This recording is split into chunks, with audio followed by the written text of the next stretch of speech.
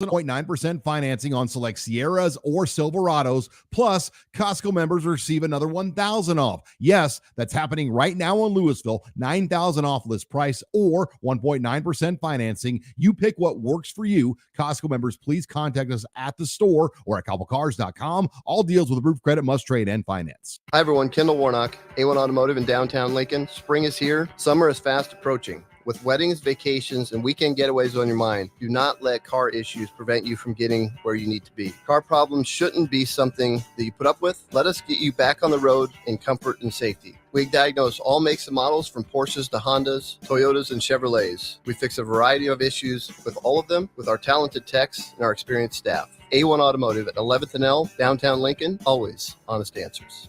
Empower a child today with the Teammates Mentoring Program. Hope is only a conversation away when you choose to share your talent, time, and heart with a child. Together, you can build a relationship based on strengths and chart a brighter future, 1 week at a time. Find out how you can be a mentor by visiting LincolnTeammates.org. Become what you needed as a kid by joining the Teammates Mentoring Program today.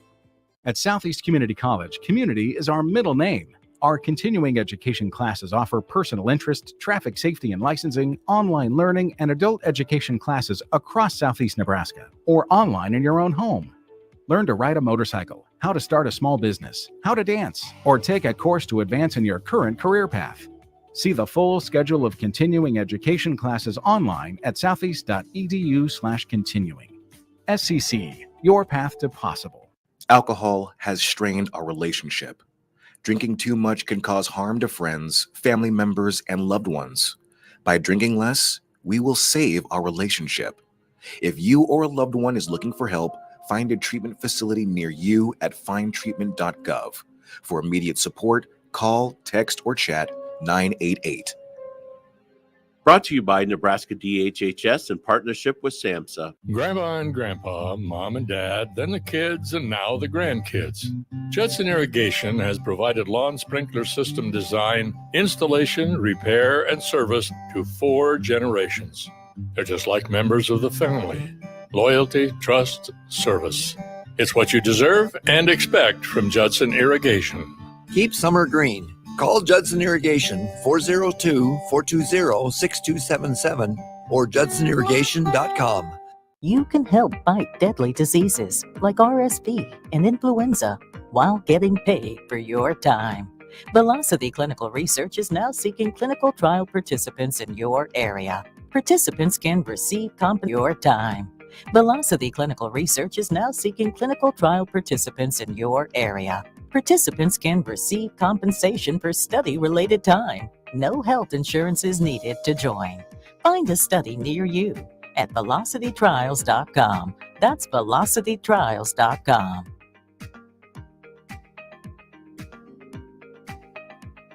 Are you looking to get into the electrical construction industry or wanting a new scene? The electrical workers of Local Union 265 are now hiring licensed journeymen and apprentices and are offering great pay and benefits. Call Mike at 402-875-1034 to apply. Start your electrical career today. If you're a homeowner or a business owner, you have a lot of projects, and no one has an unlimited budget or time. Sunbelt Rentals makes all jobs less stressful with no need to purchase large equipment or hire a crew. You can do it yourself with rentals and everything from aerators and power rakes for spring yard work to stump grinders, concrete mixers, tile saws, and more. Check out their inventory in Lincoln, north of Cornhusker Highway on 56th Street, or online at sunbeltrentals.com.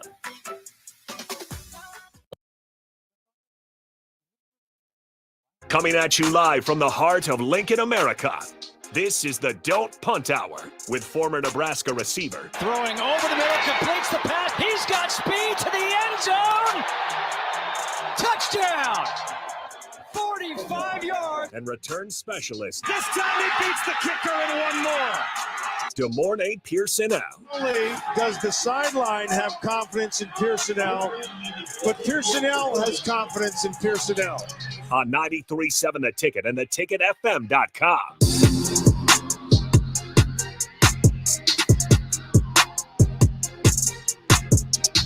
All right, welcome into the Don't Punt Hour. Once again, Harrison Arns on the ones and twos. As always, we got the host, Good Morning Pierson-El, streaming in Facebook, YouTube, Twitter, Allo Channel 961. Great way to put a face to the voice. And if you're listening, that means you found the streams already. We got Royals on the airwaves.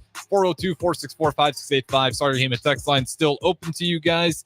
But nonetheless, we can go ahead and bring him in here. Like I said, we got DeMornay Pierson-El. And DeMornay, first thing I got to ask you, how's it going? And did you make it through the floods last night? It was a little insane. Yeah, it wasn't too bad. I wasn't hit or anything like that. I think a few places down the road were. Yeah, I know I had some people out there, Lenoma. If you're down there at Lenoma Beach, that place was definitely underwater for a little bit. And even down here, downtown Lincoln, had some water. If you didn't have your waders, it would have been problematic. But with that being said, we're not meteorologists. We're not going to talk about the weather. Let's talk about some NFL QBs, in particular the rookie class. And we're going to go through this. Now that we've seen some of the moves that these teams have made too, we can kind of reestablish what we think the expectations are for these QBs. We'll also talk some college football later on. Well, let's just start off this list and let's just talk about them now because I don't want to spend too much time on it. And I know you definitely don't want to. Caleb Williams for the Chicago Bears. With the Bears, I mean, what's a successful year one for Caleb Williams look like with this Chicago Bears team? How many games did y'all win last year? We were just over 500. Let me double check here. I think I want to say we won 10 or 11. You said 10 or 11. No.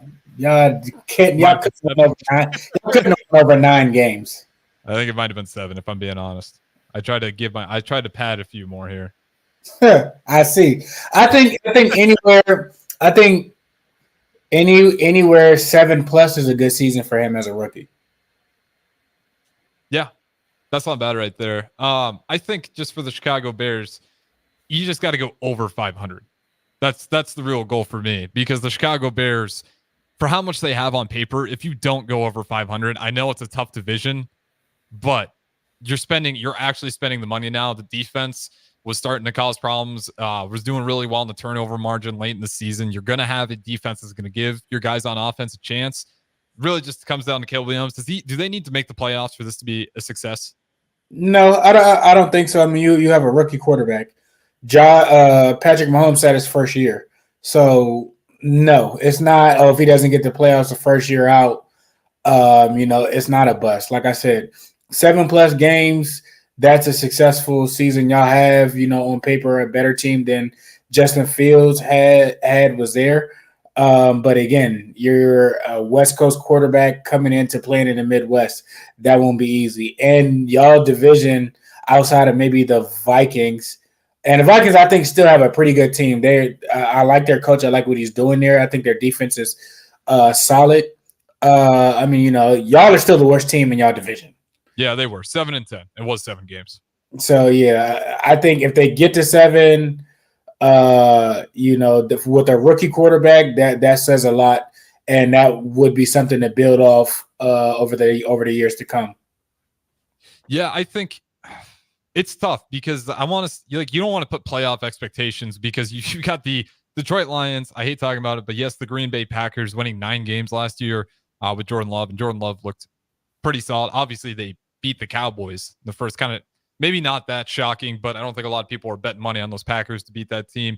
And then, of course, the Lions, just to get a wild card is going to be tough, given you're in the NFC North, and along with you just haven't had that success. And I feel like some of it has to be culture. You got to get used to winning, and then what does it feel like? Can you stay on top of it? Because we see that happen all the time with teams when they start to catch bottle or lightning in a bottle, and then it all just falls apart again. So the only time we've seen a franchise in the more recent years, a franchise take a rookie quarterback and actually do something and sustain it has been the 49ers. Yeah. And y'all don't got Kyle Shanahan as y'all coach.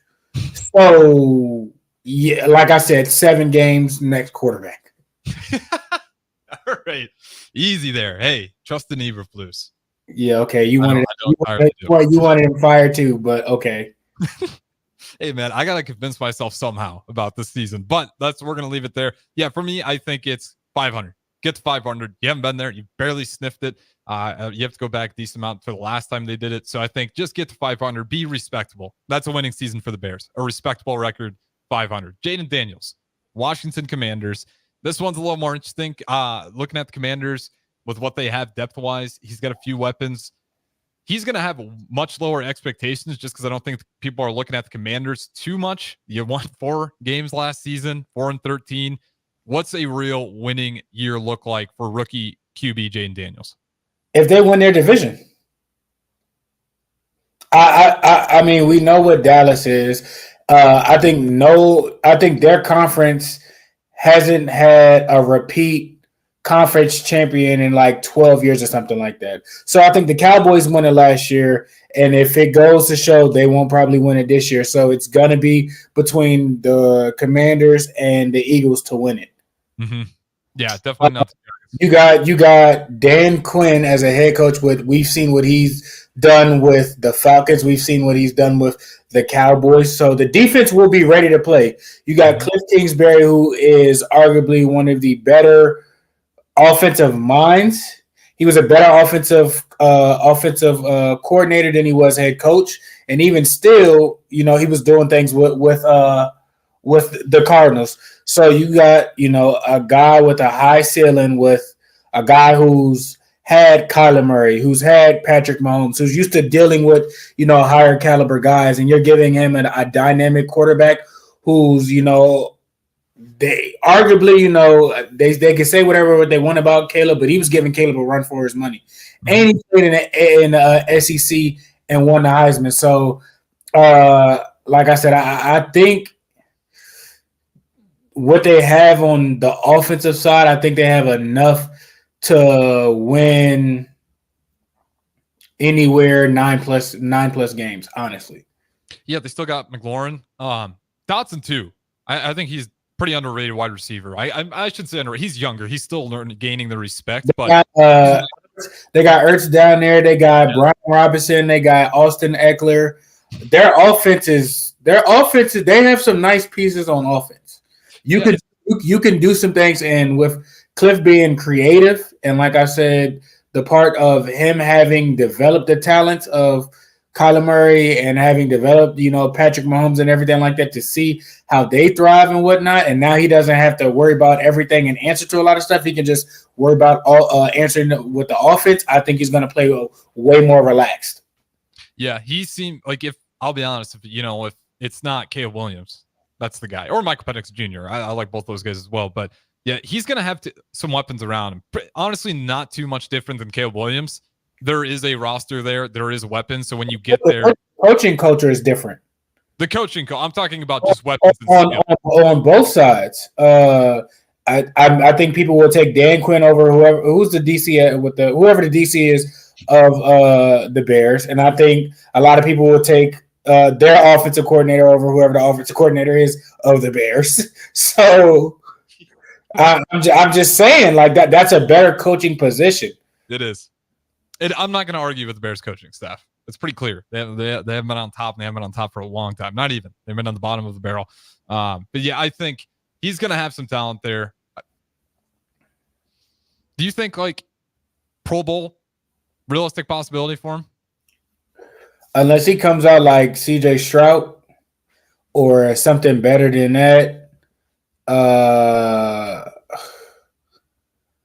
I mean, anything's possible if you prepare enough and put yourself in there, and you demonstrate and dominate how you supposed to and everything like that. Like, you can. Their division's not terrible. Mm-hmm. Their division's not arguably hard. You got the choke artist Cowboys, the Giants, who are in a dumpster fire, the Eagles, who they might fire their coach after this year.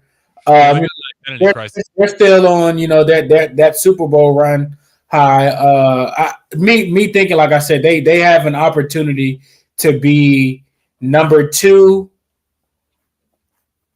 They have an opportunity to be within the top 3 teams of their division. I don't think they'll be third. Like I said, I honestly think they're going to be either the top team or the second team. It's going to depend on what Philly's doing. I'm not worried about Dallas, honestly. Yeah, what are you thinking about the Eagles? I know we're talking about these quarterbacks, and we'll get to Drake May next. But with Nick Sirianni, like, I don't want to blame him for all of it. You lose a OC and DC at the same time. That's when the team fell off a cliff, and it was right after those moves. So, like, it wasn't surprising to see that team fall apart. But it does put Nick Sirianni in some hot water, just because he was talking, pretty with some confidence, and that can go really well when you're winning, and when you're losing, it hurts you a lot. They were winning. You act like they didn't make the playoffs. Like, yeah, they lost in the first round. They were second in their division. They lost, I think, their second matchup to the Cowboys, lost it between Washington and actually forfeited, them being in first place. And Dallas snuck in and got it. So I mean, they've played successful. They've already fired a Super Bowl winning coach before, and you brought in another coach that got you right back there, along with Roseman and everything like that. So I think they just kind of need to be patient and kind of let things work out. You lost both guys that controlled and put assets out there on both sides of the field. I think the defense was still fine. It wasn't terrible, other than I think Bradbury was probably that in between some of their safety issues. But they got a new offensive coordinator coming in. This is what Jalen Hurts' fourth offensive coordinator. You know what I'm saying? So people get on Justin Fields and all the stuff that he had to endure and everything like that. Look at what Jalen Hurts has done with better team and better coaching around him, and look where he's got a team. I'm not trying to say compared to things, but Justin Fields can do the same things that I feel like that Jalen Hurts does. But again, just better coaching, a better organization, and better help around to help a younger player, and you see what happens. But Sirianni, he has to kind of reestablish things a little bit. I don't think they would let him go. I think they would be foolish to let him go. You got all these talented players there and everything like that. But I definitely think his seat is getting warm. Yeah, it's tough because he got ripped of his great assets in the OC and DC. And again, I think they rattled off. That's when the big chunk of their losses came in that second half of the season. Wasn't super surprising. You do get Saquon Barkley. That's going to add a lot of depth to that room.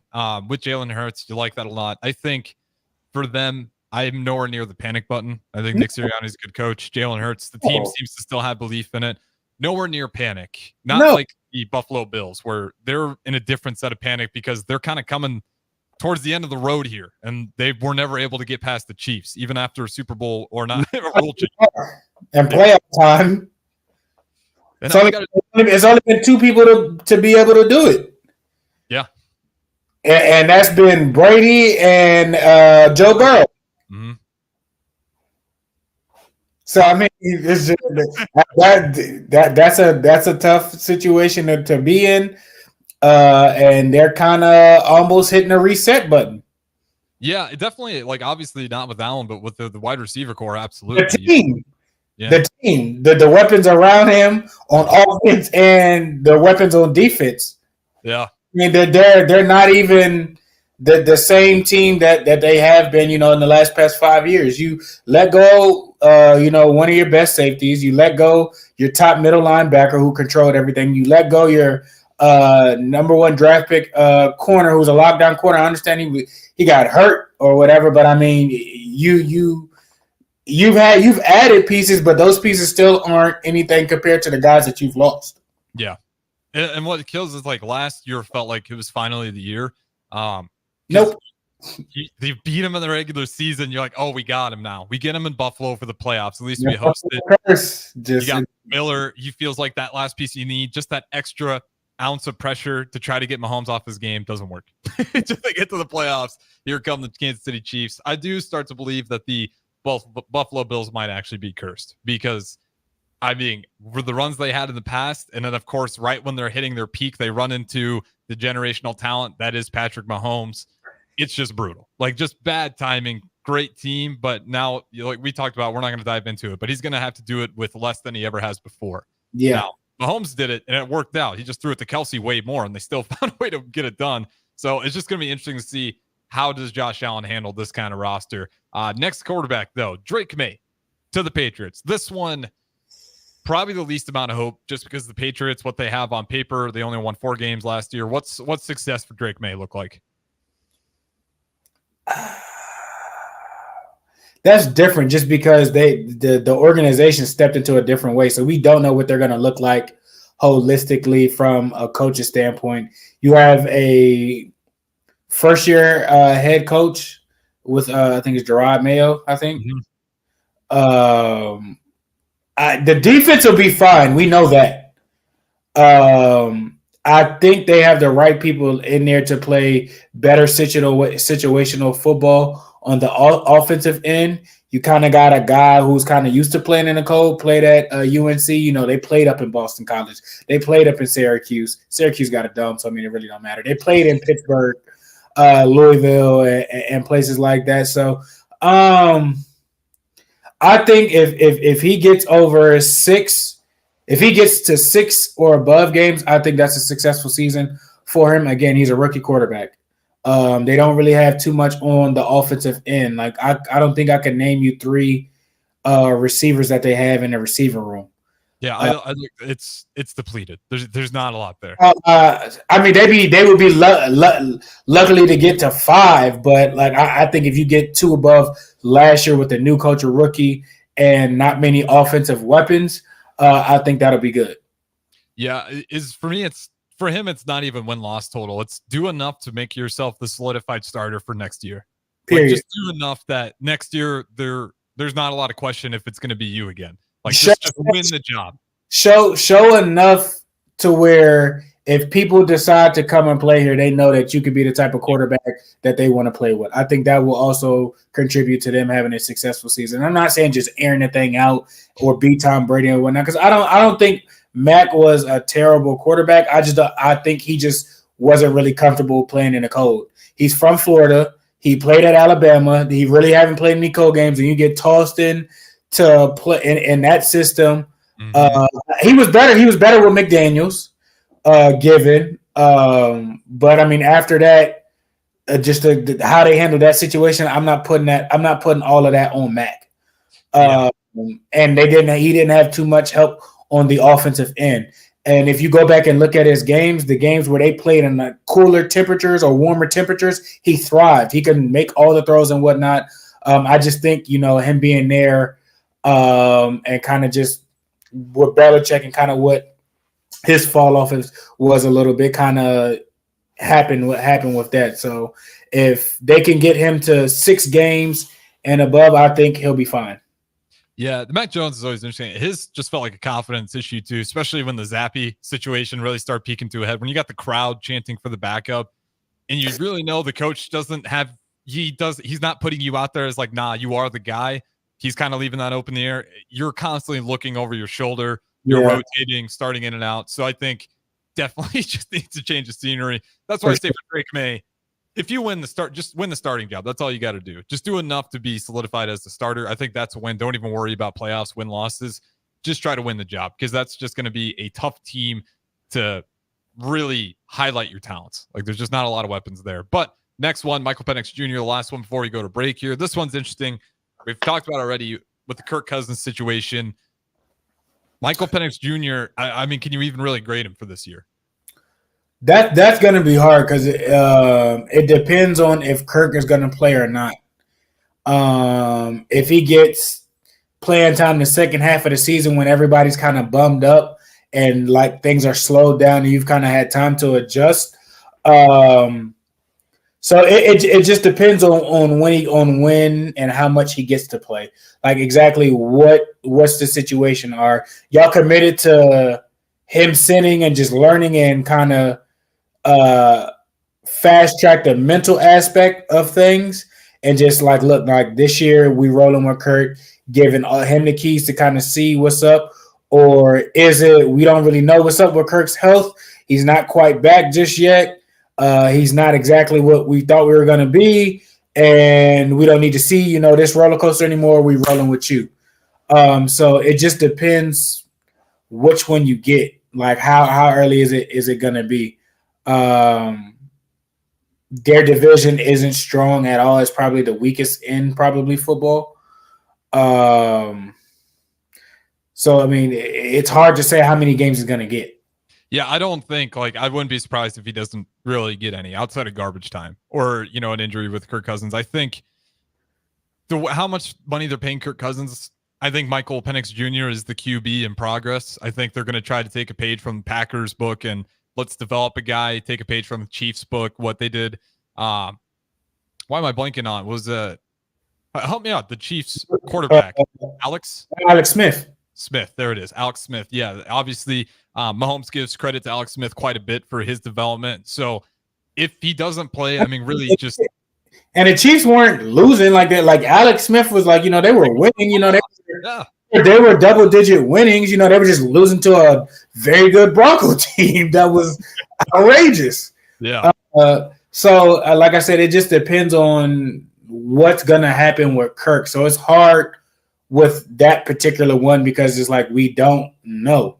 Mm-hmm. You know what I'm saying? Like, are they going to kind of do the Jordan Love thing to where, okay, like, yeah, we'll each game or something like that, give him a little bit of burn to kind of like, all right, we'll see what it is. I mean, he's not sitting behind one of the greatest to ever play the game. So, I mean, nothing against Kirk. I mean, he's a very good quarterback. There are things he could probably learn from him and everything like that. But it's not like he's sitting behind A-Rod. Yeah. Yeah, it's Kirk Cousins is a good quarterback. Obviously not the greatest.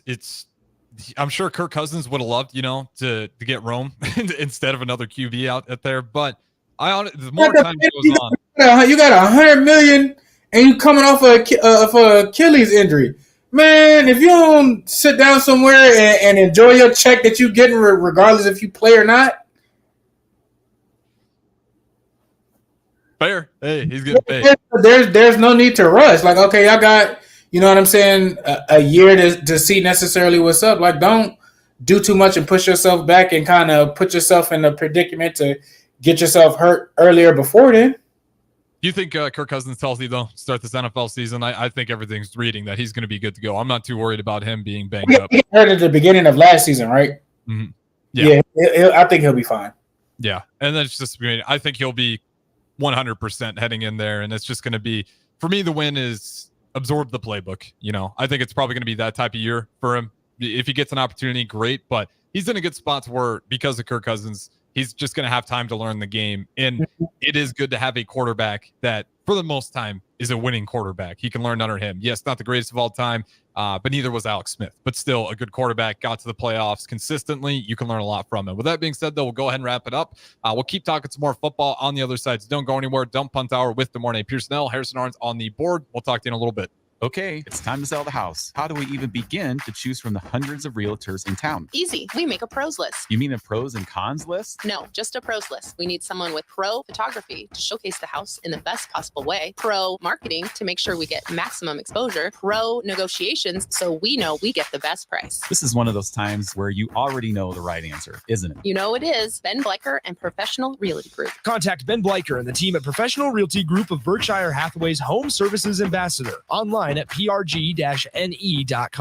With a Planet Fitness Black Card, you don't just get a great workout, you get a great perk out because your membership is packed with perks. For $1 down and $24.99 a month, you'll get perks like access to any of our 2,400 clean and spacious locations. Bring your friend anytime and both work out with tons of equipment that'll give you that big fitness energy. Relax in the Black Card spa and more. Work out and perk out with the PF Black Card. Join for just $1 down and $24.99 a month. Hurry, deal ends June 14th. Join now, online or at your local PF Club. See Home Club for details. Hi, Sean Callahan here for Koppel Chevrolet GMC, and right now they are offering huge, and I mean huge discounts at Koppel. Get over $9,000 off list price or 1.9% financing on select Sierras or Silverados, plus Costco members receive another $1,000 off. Yes, that's happening right now in Louisville, $9,000 off list price or 1.9% financing. You pick what works for you. Costco members, please contact us at the store or at koppelcars.com. All deals with approved credit must trade and finance. Hi, everyone. Kendall Warnock, A1 Automotive in downtown Lincoln. Spring is here. Summer is fast approaching.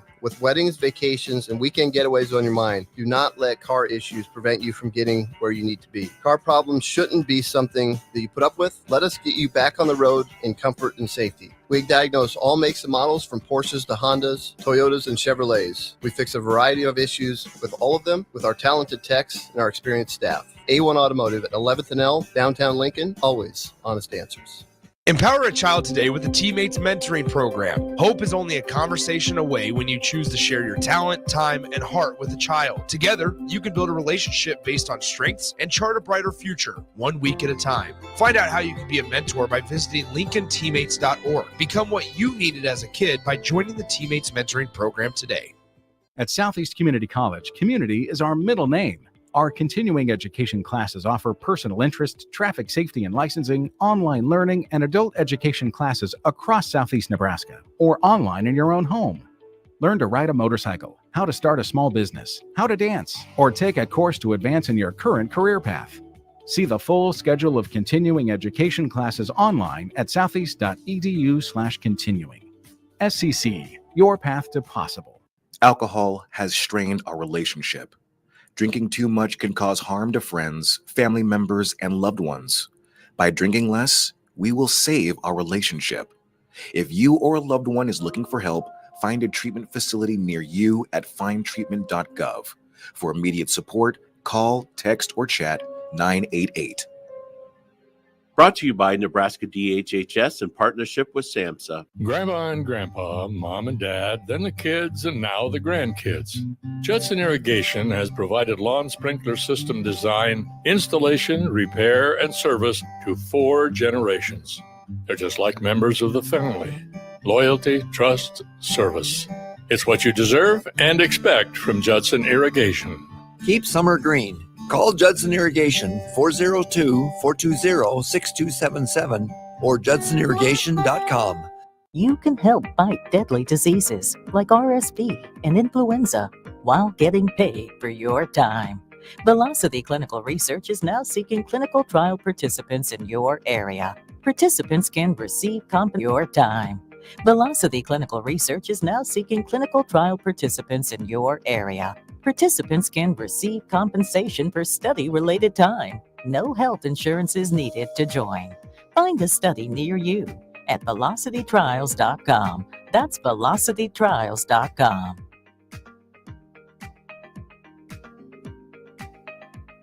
Are you looking to get into the electrical construction industry or wanting a new scene? The electrical workers of local union 265 are now hiring licensed journeymen and apprentices and are offering great pay and benefits. Call Mike at 402-875-1034 to apply. Start your electrical career today. If you're a homeowner or a business owner, you have a lot of projects, and no one has an unlimited budget or time. Sunbelt Rentals makes all jobs less stressful with no need to purchase large equipment or hire a crew. You can do it yourself with rentals and everything from aerators and power rakes for spring yard work to stump grinders, concrete mixers, tile saws, and more. Check out their inventory in Lincoln, north of Cornhusker Highway on 56th Street, or online at sunbeltrentals.com.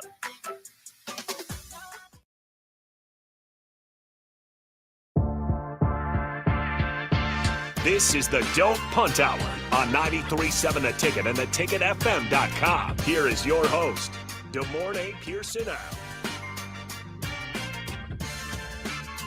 All right, welcome back in. Second segment of the Don't Punt Hour with the host, as always, DeMornay Pierson-El, the former Husker special teams threat wide receiver. 402-464-5685. If you guys want to join in, feel free to do so. Also put a face to the voice on the streams. But on the other side, we're talking NFL rookie QBs. What is a successful rookie year look like for him? We're only doing this first round here. So next two QBs, J.J. McCarthy, Vikings. What are we thinking for him? Oh, hold on. I got you muted there. That's my mistake there. Oh, you got to unmute yourself. Never mind. I thought it was a sigh. That one makes me nervous. I don't know what to think about. I honestly am starting to think when I see him, just shades of Mitch Trubisky just written all over him. Like I'm very, very nervous. They have an offensive minded coach, and I like what he does, and I like what he can do, what he does, but I don't like JJ. I'm sorry. Like I just don't.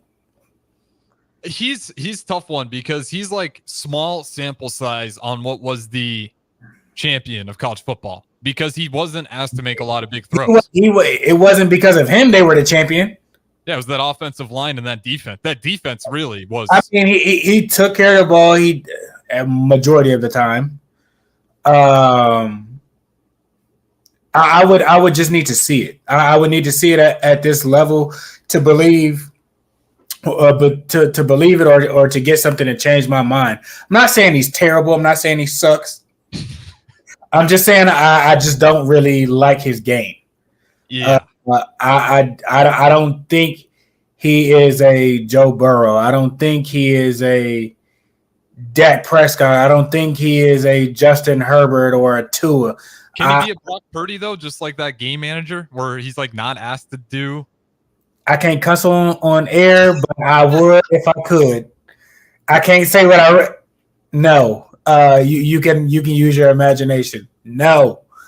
I don't know. I just don't. I don't like I said. I would have to see something going there. He wasn't anything crazy at college. You got Sam Darnold that's there, which I think he just was in a bad situation. I thought Sam Darnold was actually a pretty good quarterback. He was just in terrible situations. So I mean, you got him there with an actual coach that fits his style of playing. That's going to be hard, and I know that they got money in JJ and whatnot, and I hope it works out or whatnot. But there's just something that's just off to me with his style of play. Yeah, it's just going to be completely different than what it was at Michigan. That's the Yeah, real question. you don't have a dominant offensive line. You don't have a two-time unanimous All-American running back behind you and whatnot. And I mean, quite frankly, their defense isn't a top 10 defense. So you don't have a top 10 defense to save you either. Yeah. So I don't know how much truly all of that success at Michigan was contributed to only him and like his will to get things done or his will to prove and done a situation. Michigan ate the clock up. They were very physical, very aggressive and whatnot. He didn't have to necessarily play from behind. He didn't have to, make it a shootout and bombs over putting like releasing bombs over people's heads and whatnot and airing it out and everything like that. He wasn't like Tua freshman year at Alabama where you got 4 first-round receivers and Tua was a first-round, quarterback himself, and he threw for 4,000, 5,000 yards. He's not that. Yeah, he's unique. I mean, he won again. He's the champion, but he's not as accurate as some of the other cats. He's not. He doesn't have as strong of an arm as some of these, other guys or whatnot. So I'm not really sure what he did good. You know what I mean? Like, I'm not really sure, like, okay, well, what was his defining moment? Was the game ever put in his hands and because of him, they won? No, I don't think so. So I don't know how it's going to end or change, or if that, gets passed to him, how do you handle that? So that's the part where I'm a little bit nervous because it's like, I really don't know. What a lot of the first round or a lot of the quarterbacks that get drafted in the first or early rounds, you kind of know, what they're bringing to the table. With him, I really don't know. Yeah, it's unique. You got a guy who just won the championship, and like we haven't really seen him in a pressure moment for a moment where I don't want to say a non-pressure, but like you said, he's had a defense that he's willing to lean on. Like when he's been in the game, it's just keep the engine running. Like we're already got in a good spot. You don't have to make big plays. Just keep the chains moving, and this defense will bail you out if you fail.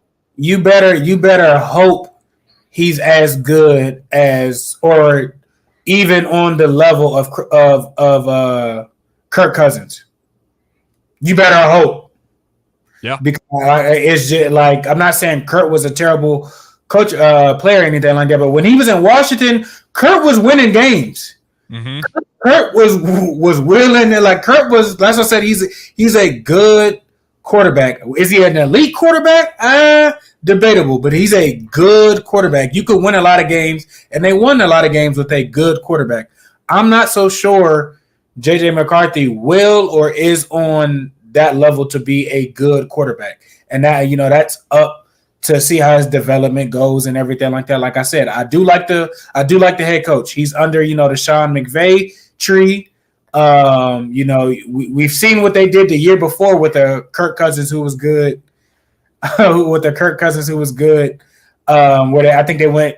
I think they only lost like 2 or 3 games. Yeah, and then he got hurt. Exactly. So, like I said, I don't know if JJ is on the level of being somewhat as good as Kirk, and that's concerning. Yeah, it's going to be a downgrade. I'm not like there's no shape or form that thinks he's going to step in here and be better than Kirk Cousins. The winning season for him, don't piss off your teammates. Don't piss off that offense. Keep them happy. Do enough that they can instill some belief that you can be that guy, because I mean, we know about Jefferson's love for Kirk Cousins, how that was kind of a big blow. Don't mess this up. I mean, a lot of those guys will probably be willing to leave if they look at you and think you don't have what it takes. Because again, that offense, they got enough there where that is a good team. You're not gonna, if you have a bad rookie year and they don't believe that you can be that guy, they're gonna look elsewhere when these contracts expire. So don't just keep the team alive. Like really do enough and still believe. Stay afloat. Yep. Like I said, I think if they finish third in their conference and I want to say maybe 7 games, if he gets 7 games, I think that's a good year for him. Yeah, that's what they got last year with the backups and the rotation after Kirk Cousins granted you most of them. So I think if you get 7, that's definitely a win. It's just a tough slate. Last quarterback, and then we'll talk about it. Go ahead. Yeah, one more thing. I was saying if I think 7 is the ceiling, I think like 4 or 5 is the floor. Yeah, I can see that. 4 definitely being the floor. Anything worse than 4 with that offense that's bad. That's bad. You have to be turning the ball over a lot because you're going to have bad games, and that team around you, they're going to still make some ridiculous plays to give you a chance. Bo Nix, last quarterback we'll talk about, and then we're going to talk about college football coaches in the Big Ten with the most pressure heading into the season. But Bo Nix, our last rookie QB, Denver Broncos. I think the floor for him is like 10 games. How many games did the Broncos win last season? It wasn't 10. No, it definitely wasn't 10. I'd probably say it was like 7 or 8. Yeah, 8 and 9. So we'll go to okay. So 8 games. I think that Sean Payton got the guy that he wanted and liked a lot. I think they have a little bit more mix up on offensive weapons, but he's a mobile quarterback. He's experienced. He's smart. Their defense isn't what it has been the past 2 years or could be.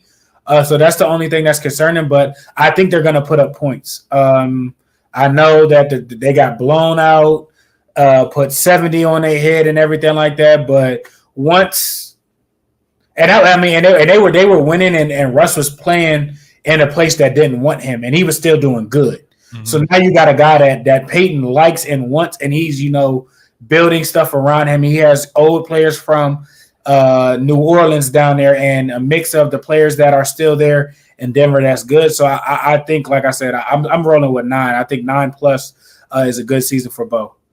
Yeah, I like that. I think 9 wins. Again, like you said, Wilson, for as much slack as he gets, he's actually playing some pretty good ball. There's a lot of those graphics up. It's like, hey, if you look at Mahomes' numbers, it's actually pretty much the exact same as Russell Wilson's. The only difference is Mahomes has got some players who make that extra play at the end.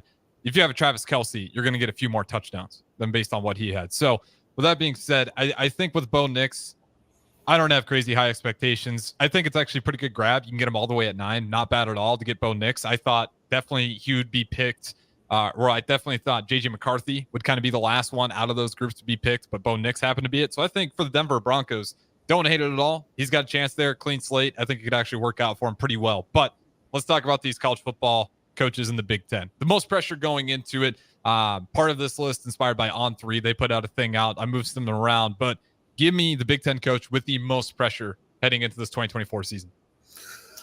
I think it's between Day and Franklin. I think it's between Day and Franklin. Is it what's Ohio State? What's his first name? Is it Josh Day? Ryan Day, yeah. Ryan Day. Sorry. Just because Michigan doesn't have Harbaugh, they're not. You know what I'm saying? So you got that. They brought in Chip Kelly. He's a head coach. He's done things at a high level. So I mean, you might be looking at your replacement right then and there. That's 2. So you're gonna have to win the Big Ten and at least go to the national championship to be safe, I would think. Yeah. I mean, the last couple of years, you've only lost, 1 game, and it's been to do the runner-up and the winner of the national championship. So, I mean, I would think, it's Big Ten, Big Ten at least.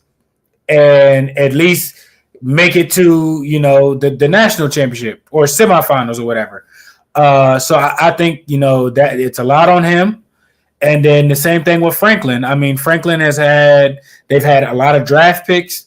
They've had a lot of success, but you quite can't get over the hump, whether it's Michigan or Ohio State. And you were a game or two behind, you were a game away from going to the Big Ten championship. I think if they went to the Big Ten championship, they still would have won. I think the East would have won versus the West, regardless, whether if it was Michigan that went, Ohio State that went, or Penn State that went. Yeah. So those three teams for sure would have won the Big Ten, but you're losing to juggernauts. With them expanding the playoffs, I think it gives him a little bit of a longer leash. But you're going to have to make a deep playoff run for, I think, Penn State and everybody there to be happy. They're not upset, but they might be feeling kind of like we did with Bo. Yeah. No, I mean, seriously, that stuff, like once you're kind of in that stagnant mode and there's no progress, unfortunately, I mean, we've seen it in Nebraska. It can get a lot worse if you make the wrong moves after it. But people will want change if they think they're not making the steps, even if it's good. If there's not steps forward, people typically start to panic. Yeah, I think it's definitely Ryan Day. The juggernaut that's there is gone. It's gone. The guy, even the team that had all your plays, they're gone. You don't got to worry about them anymore. So there's no more excuses for you if you don't win. Like, that's the problem. Like, the bad thing about Michigan losing Jim Harbaugh is that's an excuse you can't use anymore. They're gone. You have to win. So I think it's definitely Ryan Day. You mentioned the Kelly part. Yeah, that's a little bit looking behind the shoulder. I think that's exactly what that is. I wouldn't be surprised if that's some serious pressure right there. James Franklin, I can definitely see that. The expansion, now it's 12-team college football playoffs. It's kind of the argument. All right, now that it's expanded, you've always been this good. Okay, go prove it now. Go make the college football playoffs. So I think that's realistic. I don't expect Penn State to lose too many games. I don't think they've really gone over, I think, losing 4 games in a while. Mm-hmm. But they typically got to go through Michigan or they got to go through Ohio State, and it kind of always, hurts them. Yeah. So they've always played in a Big Six game. They just weren't playing in one of the games to win it all, but they were in a Peach Bowl, Cotton Bowl, or something like that. So now you can be the second and third best and still have a chance to go to the playoffs. So I think we'll see that, and just depends on how the strength of their schedule is, because I don't think their schedule was crazy at all either. No, it wasn't. It's really just those teams you talked about. It's in a Michigan or an Ohio State, and that's every single year that kills them. So this is a big opportunity. You might lose 2 games. Okay, well you'll be the third team you should be the third team at least to have a chance to go in, or you should be at least the third Big Ten team to be selected, for a playoff run and see how deep you can go. I think if they get past the second round, his job is safe. If you lose in the first round, probably not. You lose in the second round is debatable. Yeah, I think if you make the second round, everyone's like, okay. I think they keep him back. First round, wouldn't be surprised if you start seeing some murmurs about maybe moving on. But yeah, I think Ryan Day clear number 1. Franklin, I'd actually put it 3. Ryan Day is clear. I don't think anyone has to think too hard. But number 2, Lincoln Riley. I think that's where I'd actually put him, just because he's going to have to be the one to, the way the nation is looking at USC. I think more people are surprisingly looking at them over Oregon to be the team to represent the Pac-12 members. And with Lincoln Riley, with what he's had and how bad that defense has been, I think there actually is some pressure moving into the Big Ten now. You're going to have to be able to compete with this style.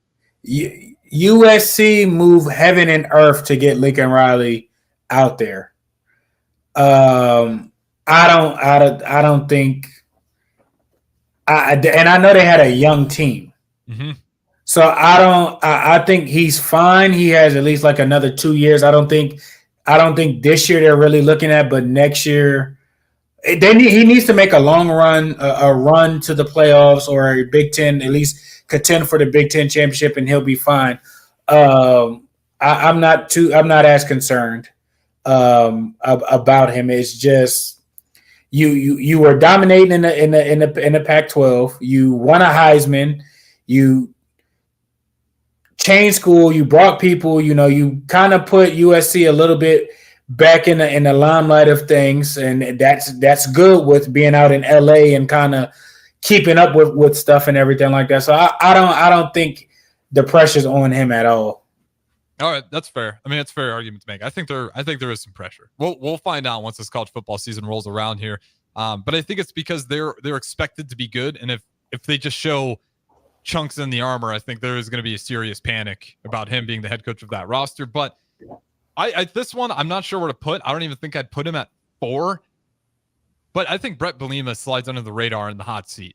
Illinois had something going. He's actually one of the coaches when Illinois hired him. I was kind of pissed because I was like, I think he's going to be a problem. And Illinois did start to kind of turn a page, but it looks like it just came to a grinding halt. I mean, last year, that team just looked uninspired. I was really surprised when we played Illinois at night, and I've never seen an Illinois team just look that uninspired. After that goal line stand, the team really never woke up after that. The records haven't really been stacking up like you'd want them to. Is the seat getting hot for Brett Bielema in Illinois? I would think so, because you've shown what you can necessarily do and what happened versus the other 2 years. I know you lost a lot of talent, but you have been recruiting good enough to get people there and whatnot. So, I mean, are we keeping the in-state talent? Are we competing against, our brother and sister states or whatever with Indiana? Getting all of getting all of that talent and whatnot, or Ohio getting some of that talent and everything like that. So I think definitely his seat is warming up. He has to have a successful year to, I think, stay in control at Illinois. Yeah, I think it's quietly one of the hotter seats. Just because, again, to me, the biggest thing that stuck out was just how uninspired that team looked when they played Nebraska. And it was just, I hadn't seen that from Illinois since Brett Bielema took charge, and that was the first time I saw it last year. We got to talk about more for Michigan. Where's he at on your list? I think he's probably as high as 4 because there's not a whole lot of rhyme or reason to keep you there. If they don't like it, they can kick you out. I mean, he's not in the hot seat, though. They like him. He was chosen to lead the team when Harbaugh was gone. Y'all are coming off a national championship that he was a part of and whatnot. So, I mean, unless they just go from the hottest team to last in the division, I don't think he's going anywhere. Really? So even if we'll say Ohio State has a better record, Penn State gets a better record, Michigan's sitting 4th in the Big Ten, you think everyone's like, no panic, he's the guy? I don't think it's a panic. It might be a small concern, but then again, you got to look what they lost. They had a lot of NFL talent that didn't go their junior year and came back to go to the national championship and win. So you lost a lot of good players that was in your program for 4, 5, maybe 6 years. So I think Michigan understands that.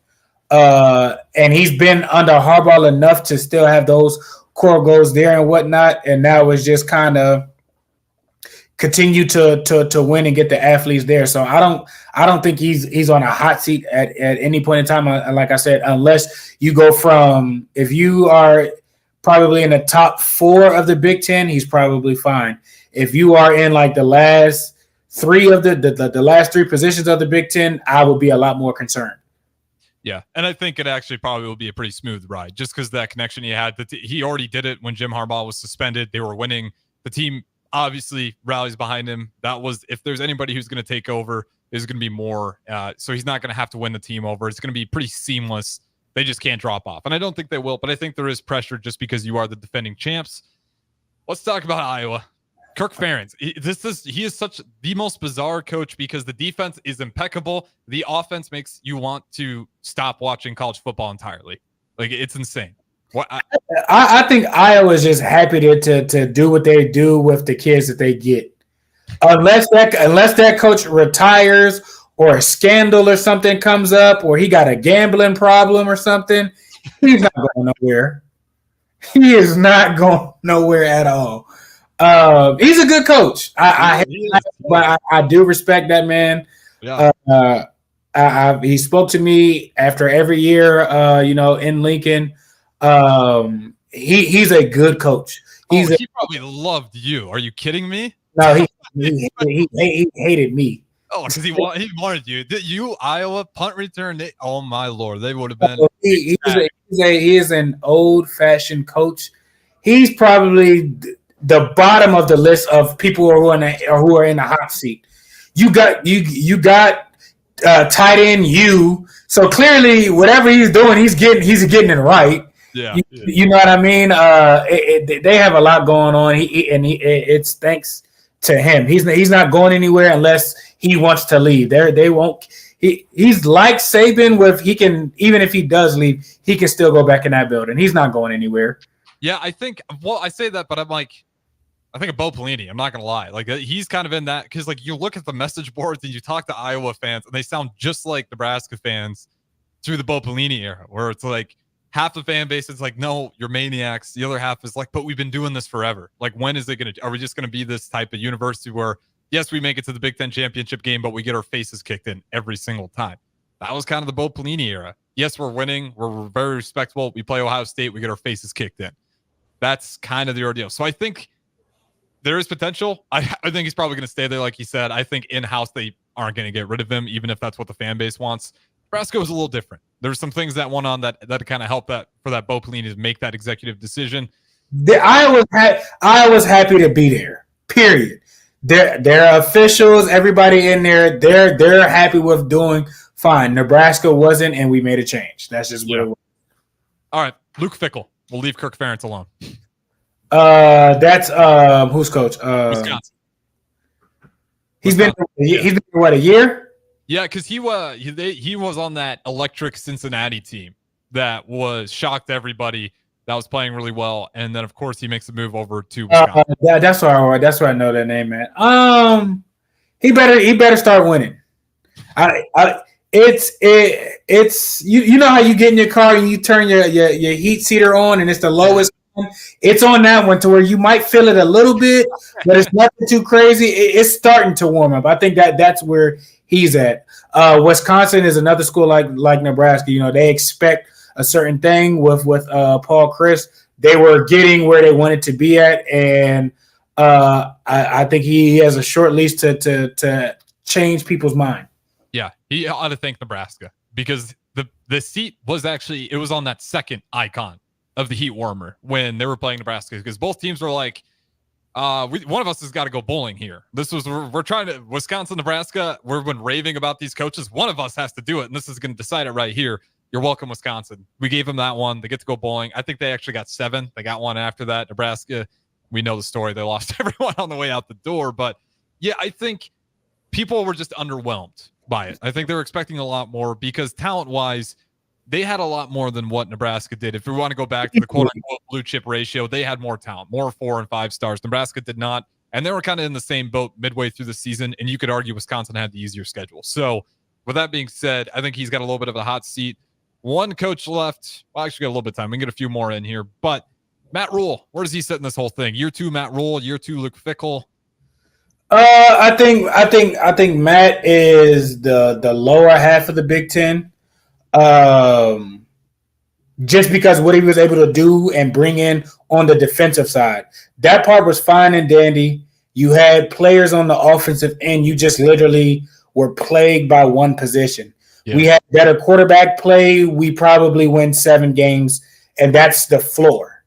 Realistically, it's not like, I mean, you can go back to the Colorado game. Like, did it get ugly? Yeah, but that first half, we had them in check.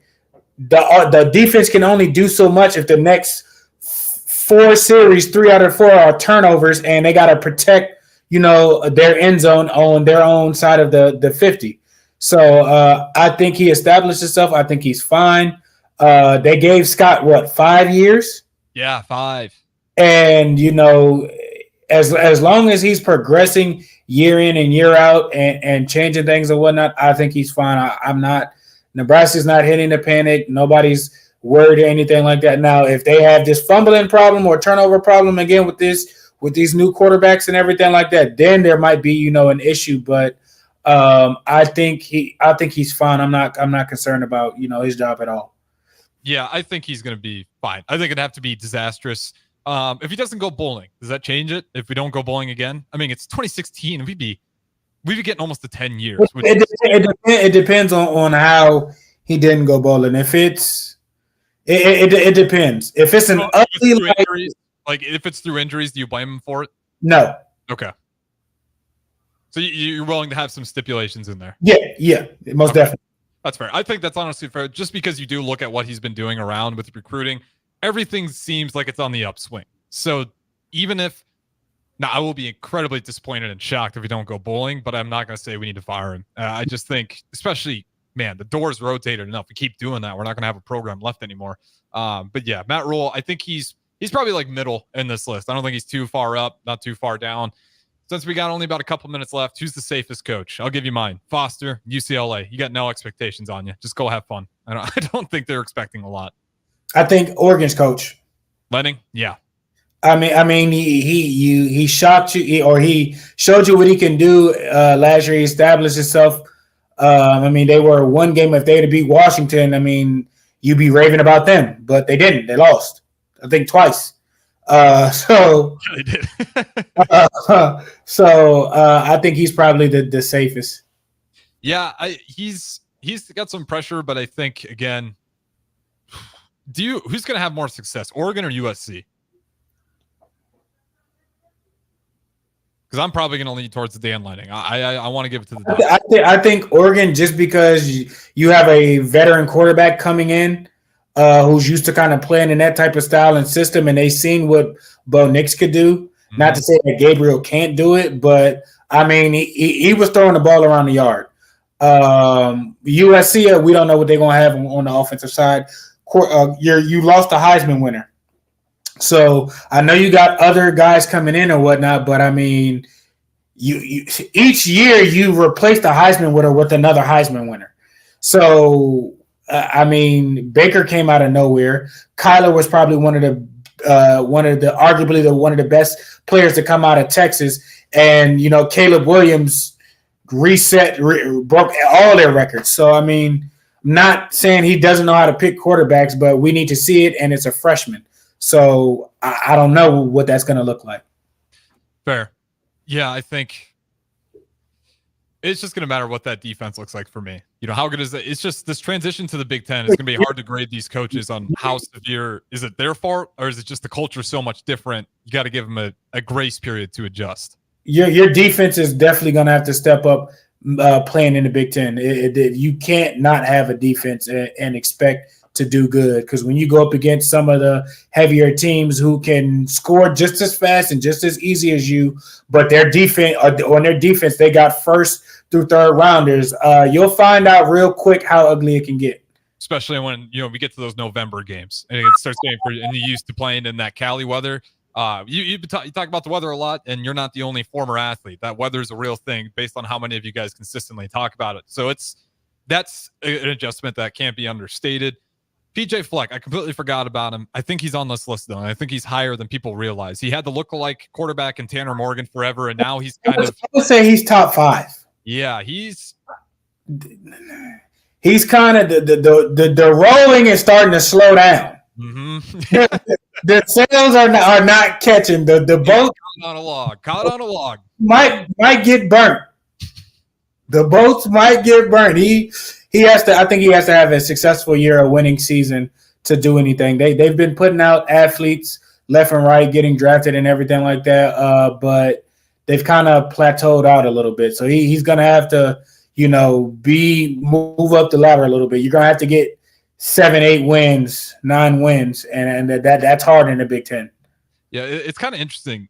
You look at some of these teams and these coaches on the hot seat. Like Nebraska has an opportunity to put a lot of these coaches in the hot seat because these teams got an edge on Nebraska. Like through this awful Husker period, a lot of these teams have gotten an edge on Nebraska. PJ Fleck made his job on that. Brett Bielema did, but they keep opening up with Nebraska, winning through special teams errors, whatever. So you'd get Brett Bielema winning games over Nebraska to open up the season. People buy into the hype. PJ Fleck, same thing. Happened last year once again. Luke Fickell, it was looking rocky. guess what? You beat Nebraska. All right, we're good with you again. We're going bowling. It just seems like all these teams, obviously Kirk Ferentz, he's been getting a good win out of Nebraska to solidify his job, but there's a chance here for Nebraska to kind of turn up the heat on a lot of these coaches. If not, it's going to be Matt Rule. That's how it works. But that's our rough rankings of Big Ten coaches with the most pressure on them. I think we both agreed. Ryan Day, number 1, no question. Number 2, you're going with James Franklin. I still think it might be Lincoln Riley, but then I'll go James Franklin and definitely PJ Fleck, 4 or 5. You take your pick. But that's going to do it for us. Shout out to Morning Pierson-El on time as always for the Dumb Punt Hour. Harrison Arns on the 1s and 2s. Don't go anywhere. Chance of Brewington up next. We'll talk to you in just a little bit.